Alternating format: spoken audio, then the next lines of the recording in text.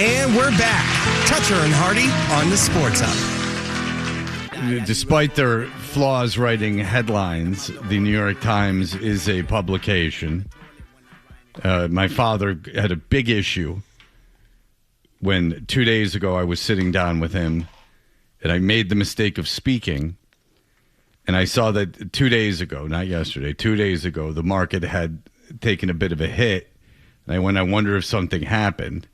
Because usually, as of recently, the market fluctuates based on news coming out of Iran.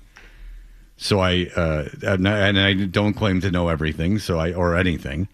So I just went to the liberal failing New York Times, and I looked at the headline, and it said, United Arab Emirates, UAE, claims bombing by Iran. But the big terms is claims.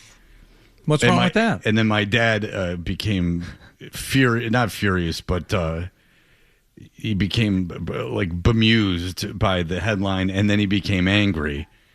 And he started, and I went, that's odd, because in journalism, and then, by the way, the second sentence was Iran has not claimed responsibility for the attack. So what you would do is, thanks for getting that in.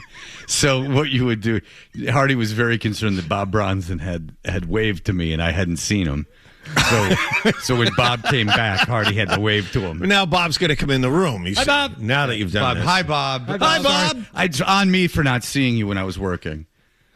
Get out of here, Bob. Told you. I told you that was going to happen.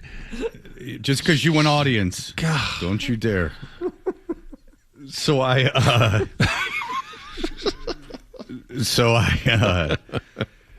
said that to him, and then he started. And then I thought, well, since Iran had not taken responsibility for it as of yet, I mean, you're just taking the UAE's word for it. So I guess you would say they claim it, because that's the definition of it. They claim it, and then you will do further journalism and figure it out. I didn't think that was anything. In fact, that doesn't favor Trump.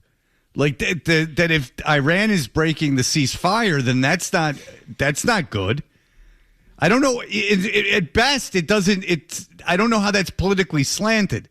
Perhaps I'm missing something. But anyway, my father got furious, and then everything devolved from there, and I just became annoyed.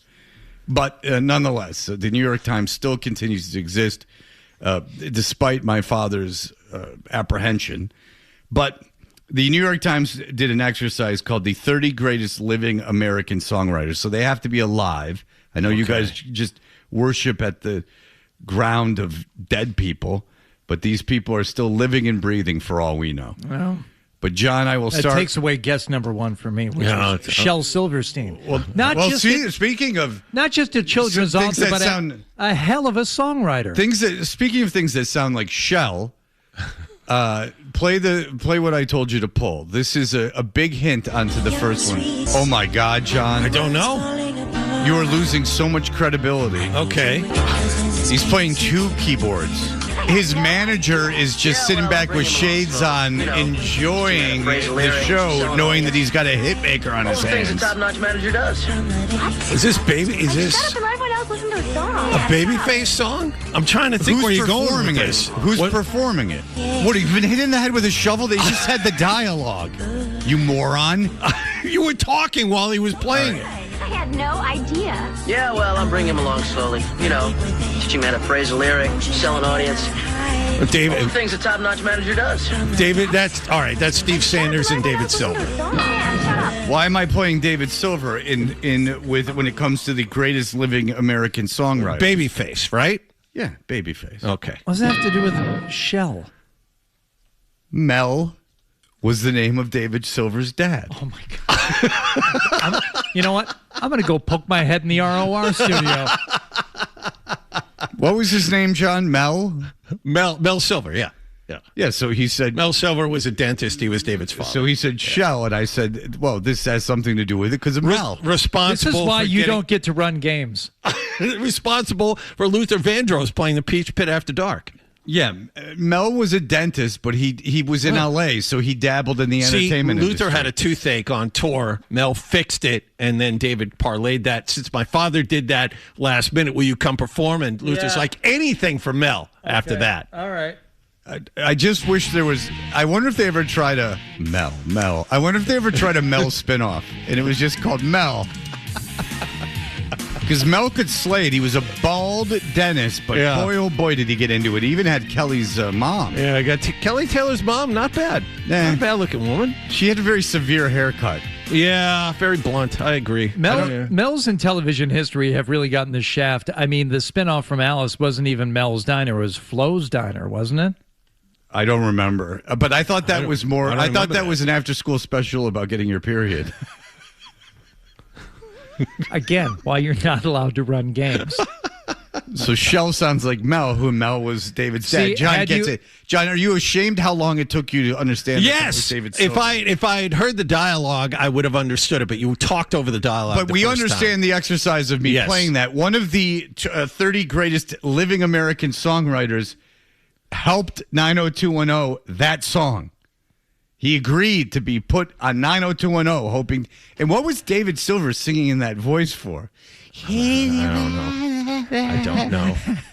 And he's got almost a military shirt on, very influenced by the I think that's Svengali what, behind I the think that's what airway. Adam Sandler would go on to channel for years in his comedic renderings of songs. But if you recall, David Silver had on almost like the Svengali of New Kids on the Block and New Edition, like that guy. He had almost a military outfit on. I'm trying to remember the name of that. He was playing two keyboards really at the same time. One. Yeah. Yeah, because he couldn't play one side of the keyboard with one hand and the other side with the other hand. And they were 90-degree angles. And they were at 90-degree angles, not on top of one another. They were at 90-degree angles. Oh, yeah. It's kind of do a big deep knee bend to kind of get all right. yourself situated. I there's a lot of them. Just go ahead. Who do you think are the greatest living American songwriters?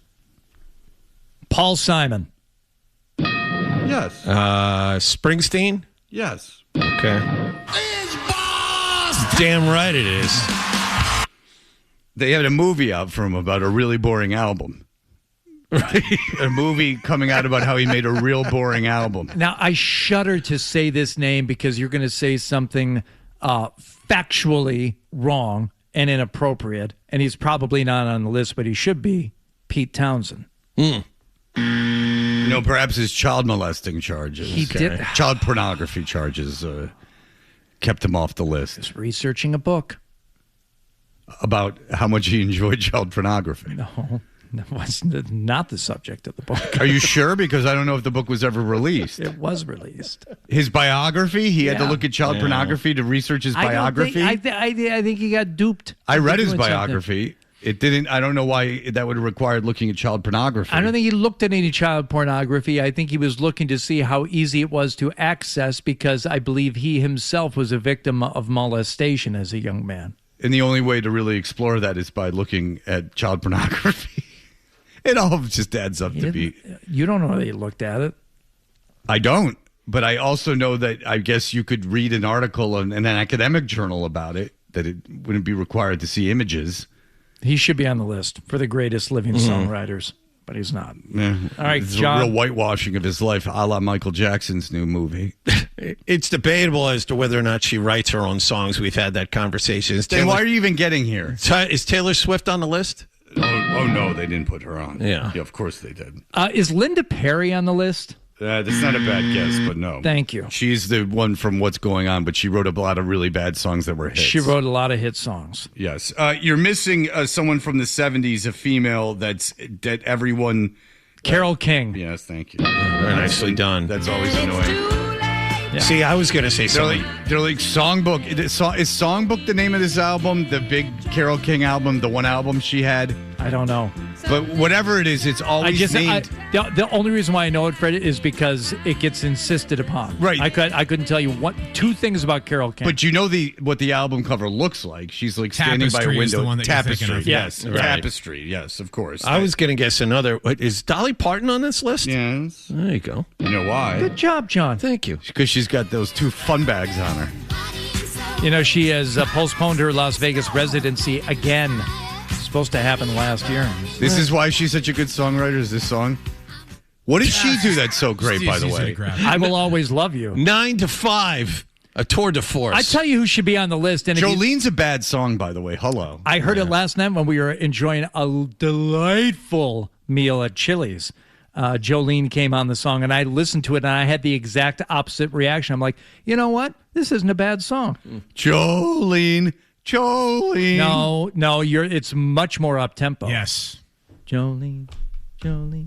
It's a lot of soul in it. You know, it's interesting. If you take the 45, Hardy, and play it at 33, you get a lot of that How about this? nuance. And if he's not on the list, this list is absolute crap. Willie Nelson. Yes. There you go. Thank you. Well, it's been rough and rocky. All right, that's right. That's how he but I'm sounds. finally standing upright. You were missing a bass player, disco-y guy, but he's written a trillion hits. The 70s, late 70s, early 80s. He was in a band, but he did most of his... Sting. No. I thought that was a good guess. Well, no, it's not. Okay. This is he's not known as much as a performer as he is a songwriter, but he was in a band. They had one big hit, but he's played with everyone. He's taken over bands. It's much in the Carole King. Had a resurgence last decade with an electronic Leland music group. Sklar.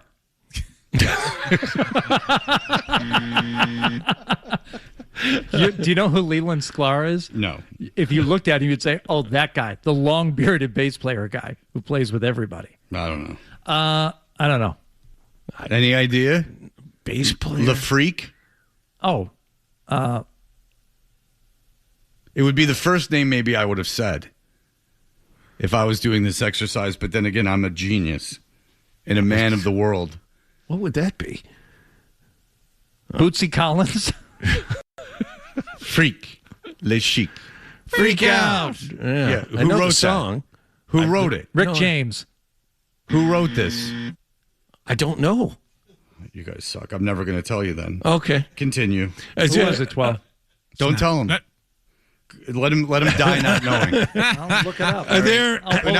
No, you can't use the computer. All How right. many rappers are on this list? If it's already done, I can look it up. How many rappers must? No, you can't look it up.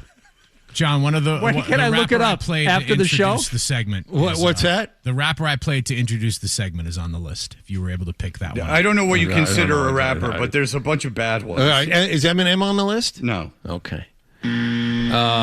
Jay-Z, is he on the list? Yeah, of course. Okay. You have to put him on for no reason. Yes, that's him. Okay, who else? Did you know Young Thug is on the list? Oh, no. Young Thug is know on the that. list. How about that? James Taylor. Oh, that's a good guess. No, it's a terrible guess. One of your little Why don't Americana. you give us one of your terrible hints again? Does it have to do with Shell? If this guy was fond of ceilings, Lionel Richie. Oh, yeah. kaboom. This lady was fans of gravel roads and cars on them. Sheryl Crow. No, a more talented Sheryl Crow. Gravel roads and cars on them. Car wheels on a gravel road. I don't know. That's the name of a song and an album by this artist. I don't know. But you're a fool. Mr. Willie Nelson over here doesn't know this one, Adam. he's gonna- Bonnie Raitt. He's going to kick himself. Yeah, that old blues. It's not what's her name when I went and saw Tanglewood a couple of years ago, is it? Sounds like someone who might have played. not Brandy Carlisle. That's who you saw at Tanglewood, right? Yeah. Well, this woman could have played No, a Tanglewood. this is someone who has inspired Brandy Carlisle a lot, I'm sure. Yeah, and if you're such a man of Lyle Lovett and Willie Nelson, the idea that you don't know this is really making you look bad. What a fool, Adam. We laugh. Adam and I are going to have so many text message chats about how stupid you seem right now. I just gave you a name of a song of hers and an album, Car Wheels on a Gravel Road. I told you she's an Americana artist. She is, Adam has told you who she's influenced, and still nowhere in that dumb brain of yours is there any idea what this is. Must be fun. Never again shall you. Never again will you run a game. I don't know. I like this segment. Well, we don't have much time. Who is it? I won't tell you. This game gets better and better. So it's good for the audience, too. I do like It's amazing stuff. It amazes me truly sometimes how bad you are at radio. I like the Fred twist of running a game where he just doesn't tell you the answer. Yeah. That's good. It's a good really angle. awful. I won't tell you. It's going to frustrate you. There's a blind man on here. Ray Charles. Oh, Jesus Christ. Oh, Stevie Wonder. Thank you. All right, I got it. Ray's not alive anymore. Stevie Wonder. There's a team that you would be a huge fan of that wore fedoras. Don't look on your phone. Fedoras? It's torturing you. Oh, they wore fedoras. You're a huge fan of them. They were synonymous. Run DMC. No, right, right in your wheelhouse. That wasn't close. Right in your wheelhouse. Think. They were two of them. They wore hats. They weren't. Two of them. Fab Five Freddy. That's one guy. Jesus. There was two of them. They were producers. They were. Jimmy Jam and Terry Lewis. Thank you. Jesus. At least one of you knows how to do this. There's one lady that was skinny, real skinny in the 90s, and she had a hit. One hit.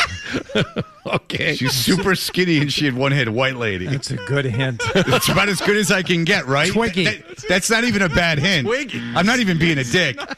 One hit in the 90s. Moss. Sort of. One hit in the 90s. She's not bad. She's like a talented musician, but she had one hit in the 90s. She's super skinny. She's a white lady. That's all. It's Paula Cole. It's as good a hint as I can give you. No, but good. Alanis Morissette. I'll tell you that Fiona Apple. Just so you know that's not a bad hint. You're missing like a huge, iconic, insufferably praised white artist. I know who that is. That's Bob Dylan. Yes, thank you. That's Bob Dylan. I know that one. You're missing a controversial Puerto Rican artist. Obviously, one of the best songwriters, living songwriters. Puerto Rican artist, first name. Did he just play the Super Bowl? He did indeed. Bad Bunny. There you go. Absolutely. No recency bias there. But this is, this is a good song. How do you write this? There's a Dominican-American singer-songwriter named Romeo San. Yep, he's good. But can you finish the last name? No. Here's how good a songwriter they are. Their name is Romeo San. One more syllable. Can you do it? Romeo. Tos. Yes, Romeo Santos. Well played. Open toe feet. Lana Del Rey is one. Oh, yeah, of course. Kendrick Lamar is one. All right. Someone named The Dream. So now he's gone from not telling us to just rattling off the list. Well, I got a minute. I got 1 minute. All right. Famous Christmas song. Many, many hits. High, many octave range. Burl Ives. No, living. Burl Ives is dead, stupid. Yeah. You're not playing the game right. Many octave voice, lady, big Christmas Mariah hit. Carey. There you go. She writes her songs? I don't know. Yes, there's a lot I of didn't make co-writing this credits on her music. Heavy, short lady. Heavy rapper. D and the Boys. Heavy, short. Is it Missy Elliott? Correct. Oh, wow. There you go.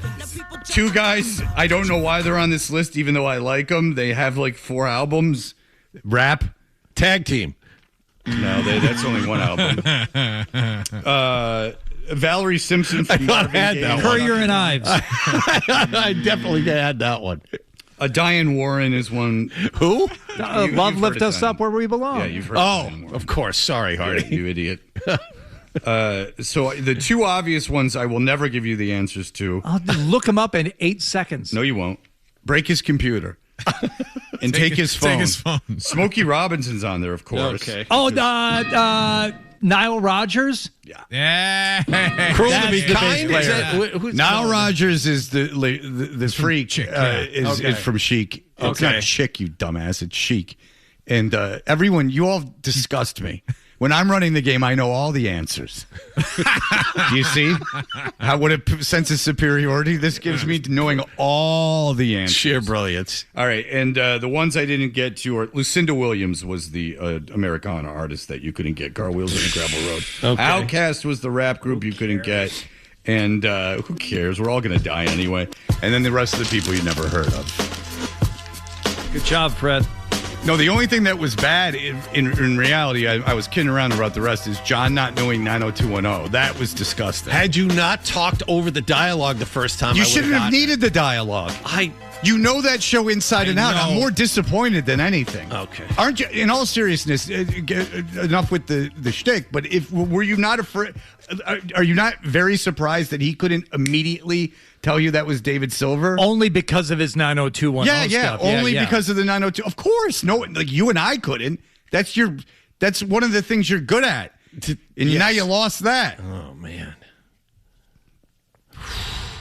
This is not good. If Andy Griffith were on the list and you started playing, Foggy Mountain Breakdown, I would have gotten it. Yeah, you would have. I mean, I got the every 80s sitcom within a tenth of a second, and you couldn't even get that 90210 thing. Well, you weren't perfect at that game. You did miss one. I missed the Rockford Files, which isn't a sitcom. I think you missed one other. No, They weren't sitcoms. I misidentified. Well, I didn't claim to know the ones that weren't sitcoms. I misidentified at first Good Times, and then I reconsidered and said Good Times. I thought it could have been Blossom because of the piano, but I was thinking out loud. It doesn't do us any good to have silence. I had to think aloud. That's Blossom. And you missed the Rockford Files because you were stuck on sitcoms because on brand you stupidly forgot the rules of the game 8 seconds after they were explained to you. No, I knew the rules, but I didn't know it was the Rockford Files because I don't have that knowledge. I love the Rockford Files theme, but I didn't sit like a loser and watch the Rockford Files. So what knowledge were you missing? I sat like an idiot and consumed sitcoms. That's why I'm a loser. But you love the Rockford Files theme. I do, but I don't know how it starts. I don't listen to it all the time. So you don't love it. I like the song. I haven't heard it a lot. First you said love, and now you said like. Were you lying to me then, or are you lying to me now? Do you think I love the Full House theme? I don't. You probably do. I do. Okay. Just because of what it represents. I like the lyrics. I like getting back to that. All right.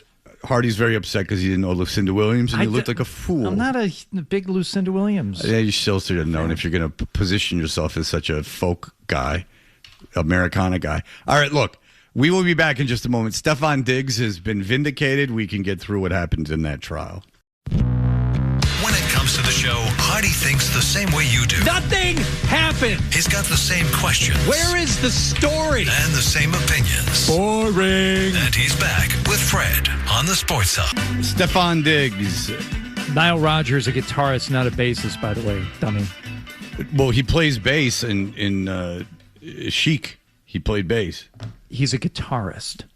He is known for his funky bass playing, and that is a fact. No, he's known as a guitarist. He plays the bass. He played the bass on one song, and that wipes out every other song he's played guitar on. He plays bass on 1 million songs. He's in 1,000 documentaries. Name Stop one other. Pivoting. Name one other. Duran Duran. He's done stuff with there. Okay. All right, so here we go.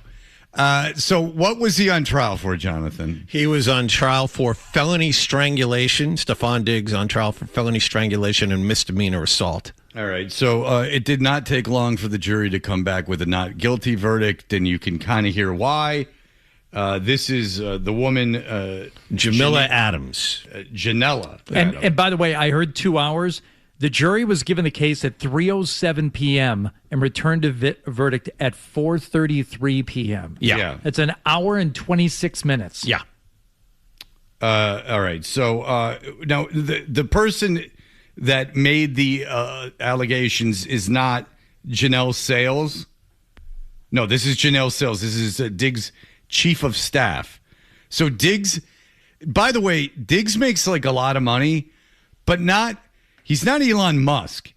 This guy's got a staff. He's got a chief of staff. He's got a masseuse. He's got a chef. I mean, this guy's going to run out of money.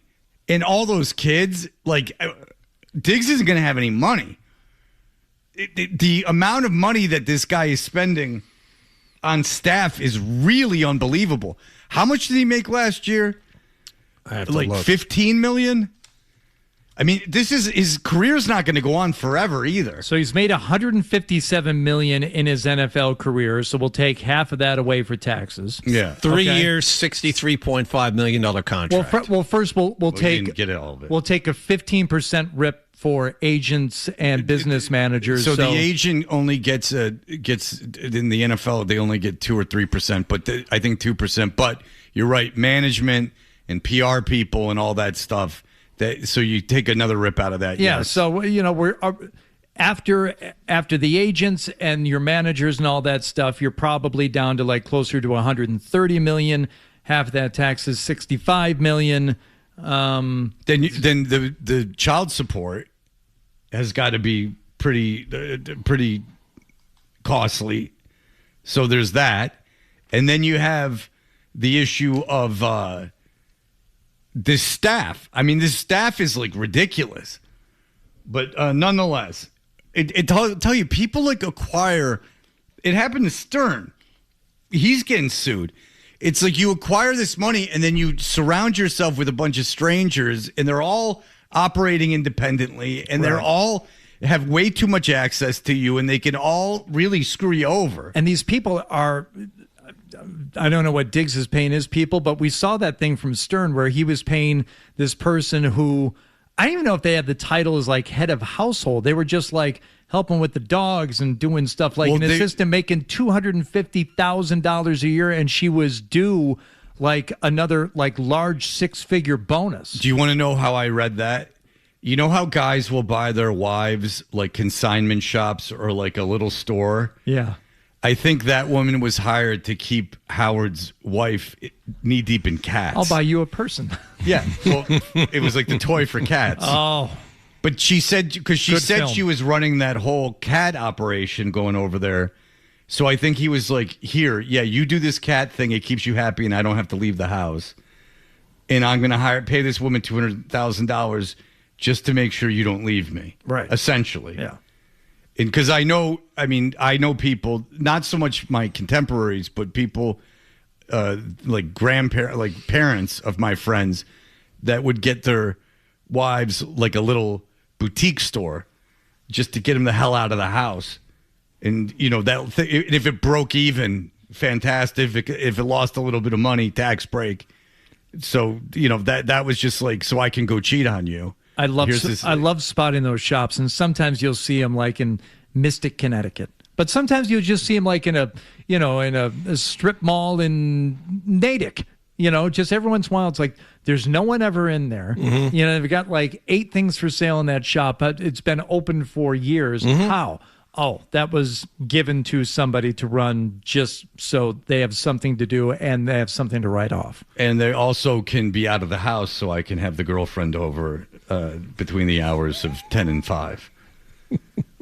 All right, so this is Janelle Suni Sales, Diggs' chief of staff, and she's explaining what made Diggs angry the night of the incident that the jury said did not happen. Do you know if Miss Adams cooked dinner that night? It was like a hot dog. It was like and there was like mustard on it, but it was like left on the counter and it was like dried up. And then in the room, it was like dried up. So, I mean, you got to get a personal chef because who wants to go through the hassle of making yourself a hot dog? If you've got one of those hot dog cookers, which we had for many years in my home, it was called the Hot Diggity Dogger. It was not allowed to stay out on the countertop. So it was a process of getting it out from the cupboard, putting it on the counter, plugging it in. And I side with Stefon Diggs on that. I didn't want to do all that. Well, it's odd that this is coming up today because yesterday I had 2 things to eat. One was a hot dog and the other one was a hot dog. The old concession stand at the baseball game? There's no I made one at 11:30 in the morning and I made one at 9 o'clock at night. Oh. And that is what I had because I've not been able to go to the grocery store and there was no time to order food. So I had myself 2 hot dogs yesterday. And I have to tell you, a minute piece it took to make those things. To put it in a frying pan, That was very Frying difficult. your hot dogs. An aristocrat. It really is. I mean, to be able to put heat under a pan. I put them in the microwave. Ew. No, you don't. Sure. If I just need a quick hot dog. Oh, that's disgusting. Well, I don't have just endless time on my hands to heat up a skillet and sit there and roll a hot dog back and forth. Maybe your brain will allow you such mundane activities. I got to keep moving. Yeah, it is true. You got that golf show. Yeah. All right. So she continues. So there was like 2 that were made. Let me back you up on that. Do you know if she did cook dinner that night? She did. Where did she do that? In the kitchen. And what time did you see that? I just remember the food being like prepared. Okay. Already. And this is the chief of staff. She has to have her hands in everything. Yeah, right. You mentioned it was a hot dog or something like that? Yeah, it was like a hot dog, or like, like Auntie Anne's when they have like the pretzel dogs. It kind of looked like that, but it just looked dried up. Those are good. It wasn't so great. She's saying it was a dried up hot dog. But again, when you have a personal chef, this is how the other half lives. They're dining on old hot dogs while we're sitting around like schmucks, shoving whatever garbage we can fit into our pie holes. Must be nice having a lady to make you a pretzel dog.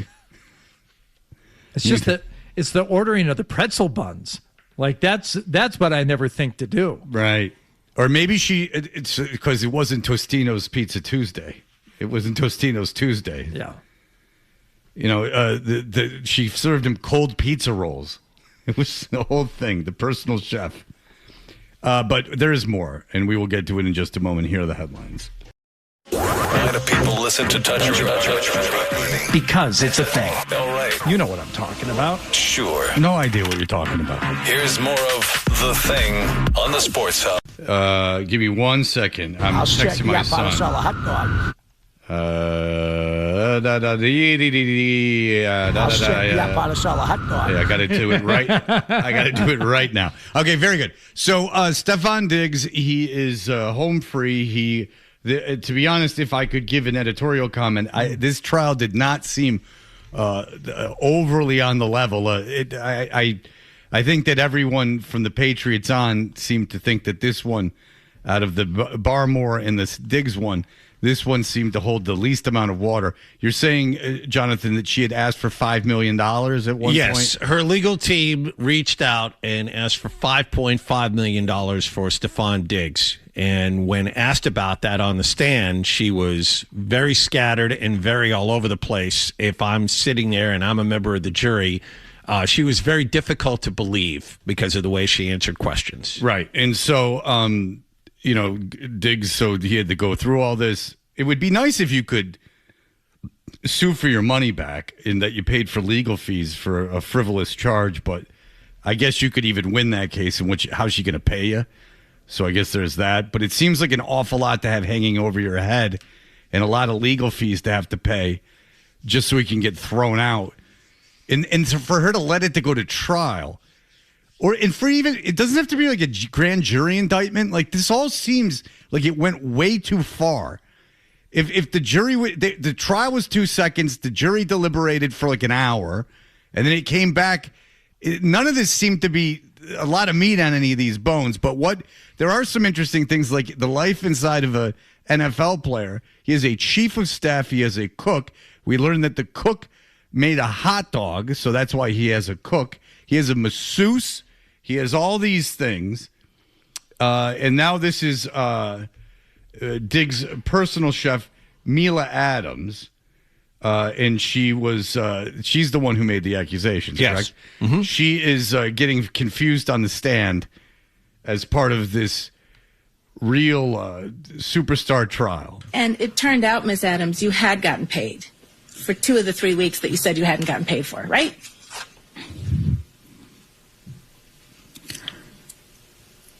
This is missing a whole lot of stuff. The yes or no question. I can't answer your question correctly without the proper evidence. Now, did she have an attorney? because there seems to be a lot of freewheeling going on here. Yeah. Representing herself. Yeah, I mean, it's like, what's her lawyer doing? This is what I'm talking about. Like, she's just letting this all. Her lawyer's just cool with all this. Like, You got nonsense? paid for two of the weeks that you say you can get paid for. There's this is dealing with a whole lot of stuff. We're missing a lot of stuff up here. I agree. Yeah. That's why we're in a courtroom trying to sort everything out. Yeah. So what we'll start by, we'll take these things all this stuff. We'll take one stuff at a time. We're trying to detail all this stuff. Well, It would help if you provided some information. What if she just went, it's all about reading it, it's all about what's not written down. It's all about what's between the sentences. Right.